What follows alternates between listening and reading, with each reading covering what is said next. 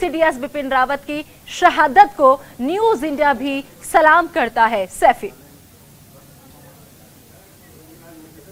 से प्लेन हादसा हुआ था, लगातार हम और अब पूरी टीम लगातार इस खबर पर नजर बनाए हुई थी, लेकिन जिस तरह की खबरें आ रही थी वो बेहद दुखद खबर है हम सबके लिए, हमारे देश के लिए, क्योंकि हमारे बीच में एक जाबाज अफसर जनरल बिपिन रावत साहब हमारे बीच में नहीं रहे हैं और ये हमारे लिए, सेना के लिए, सरकार के लिए, पूरे देश के लिए बेहद दुखद खबर है।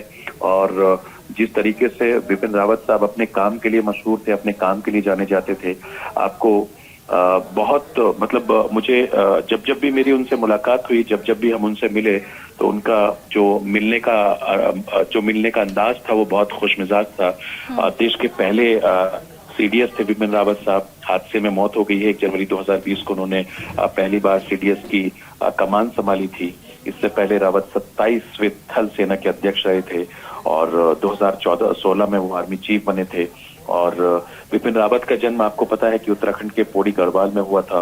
वो 1978 के भारतीय सेना में अपनी सेवाएं दे रहे हैं, जो किसकी वजह से उत्तराखंड मशहूर है।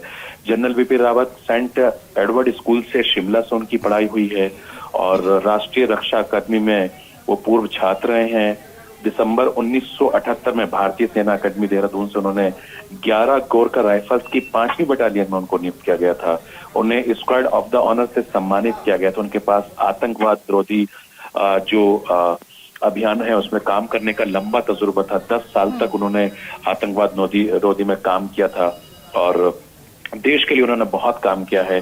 जनरल बिपिन रावत उच्च ऊंचाई वाले जो युद्ध क्षेत्र हैं, इलाके हैं, उसमें आतंकवादी रोजगारों में बहुत लंबा उनको काम करने का अनुभव रहा है। उन्होंने बहुत कमान संभाली है। राष्ट्रीय राइफल सेक्टर और कश्मीर घाटी में उनको बहुत ज्यादा तजुर्बा था और इनफैक्ट डिवीजन में भी उन्होंने बहुत तेजी से काम किया है। वीरता अगर उनकी बात करें तो उनको बहुत सारे सम्मान मिल चुके हैं। UIAS उनको अवार्ड मिल चुका है, AVSS अवार्ड मिल चुका है, YSM अवार्ड मिल चुका है, SM के साथ उनको सम्मानित किया जा चुका है।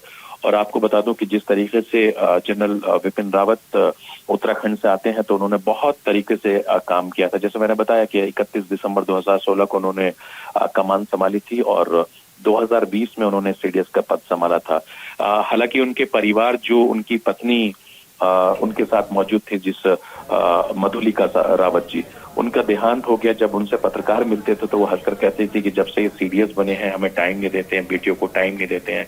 लेकिन उसके बावजूद भी वो देश की सेवा के लिए हमेशा काम करते थे, हमेशा काम करते थे। जब भी उनसे मुलाकात होती थी वो बेहद खुश नजर आते थे। तो ये हमारे देश के लिए, हमारे लिए, हम सबके लिए, सरकार के लिए बहुत दुखद खबर है। और सरकार से लेकर जो तमाम, चाहे हमारे देश के रक्षा मंत्री राजनाथ सिंह साहब, उन्होंने दुख जाहिर किया है इस हादसे पर। सरकार की तरफ से लगातार घड़ी है सरफराज, ये देश में गमगीन माहौल है, सबकी आंखें नम है, क्योंकि लोग चाहते थे, पूरा देश चाहता था कि हादसा हो गया, लेकिन उसके बाद खुशखबरी ये आए कि कम से कम जनरल बिपिन रावत साहब बिल्कुल ठीक हैं।